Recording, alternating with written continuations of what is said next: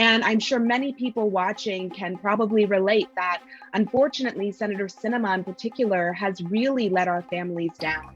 And, after a variety of protests outside her office and talking to other people in the community who felt the same way, that they were let down by Sinema, it was part of the reason why I decided, it is really important to run for office so that we can have strong progressive Democrats and strong leaders for working class families in the state house who are not going to take money from big corporate interests and are going to truly work for the good of the people.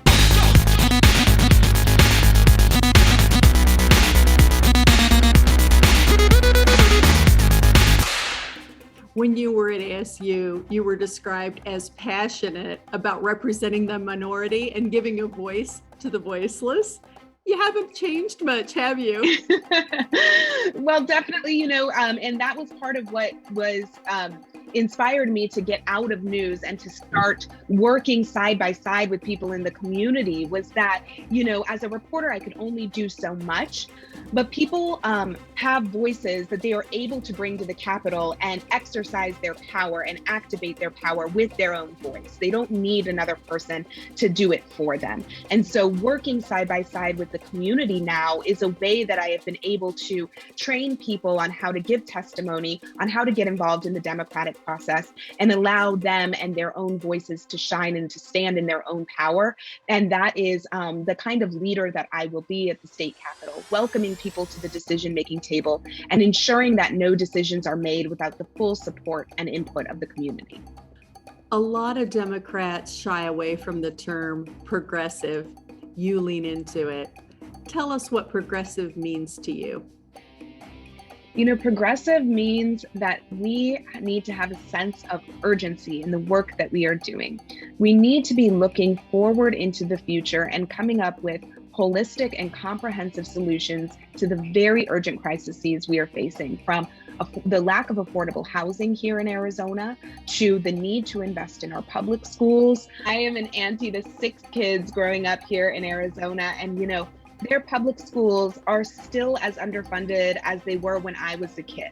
There is the prospect that my nieces and my nephew won't be able to afford a home in the place they call home because rent is skyrocketing and it's becoming so difficult to become a homeowner here. And so all of these monumental challenges are facing our next generation. And I feel I have a duty to step up for my nieces and my nephew and all kids in Arizona to make sure they have a sustainable future. Tell us about your platform. 3 biggest issues that I am championing this year are public education. And it is incredibly important that we invest in our public schools because for too long, Republicans at the state Capitol have been intentionally taking money away from our public schools and funneling it into private schools and charter schools.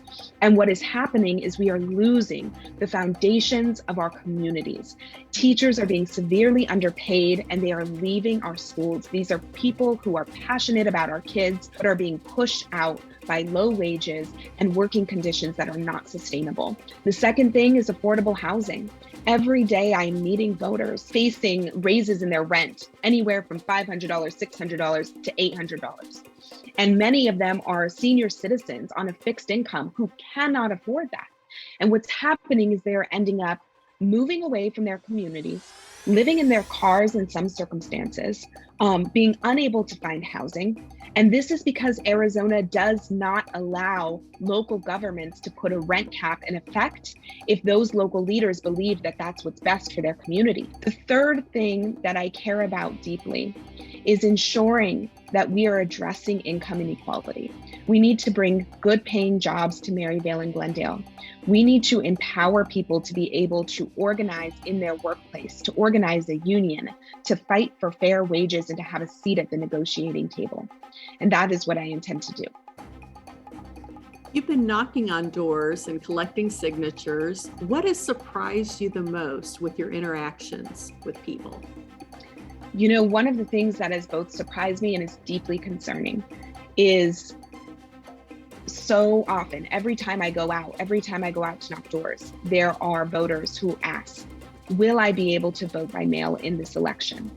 Now, Arizona has been voting by mail for decades. It is safe, it is secure, and it is effective. And more than 80% of the voting population vote by mail. And people are scared because the Republicans have launched an intentional attack on our vote by mail system. And I fear that this is going to have a chilling effect, that voters are not going to know if they'll get their ballot, so they might not bother. They might not know if their ballot is when to turn it in, or if they'll get in trouble for turning it in, and they might not vote. So it is critically important for Democrats to stress that vote by mail is safe, effective, and secure. You can check your ballot status right now at beballotready.vote, and I've been doing that with voters at their doors. Now, this doesn't mean we shouldn't be standing up and fighting against these voter suppression attacks, because they're consistent and the Republicans are coming hard, and they're doing that because they know the power of our vote. We have to fight back. And so many of the people who rely on vote by mail in my district who I've talked to are elderly residents and people who live with a disability or who have loved ones who are disabled, who tell me, I can't stand in line. I just can't stand in line. And I rely on that vote by mail.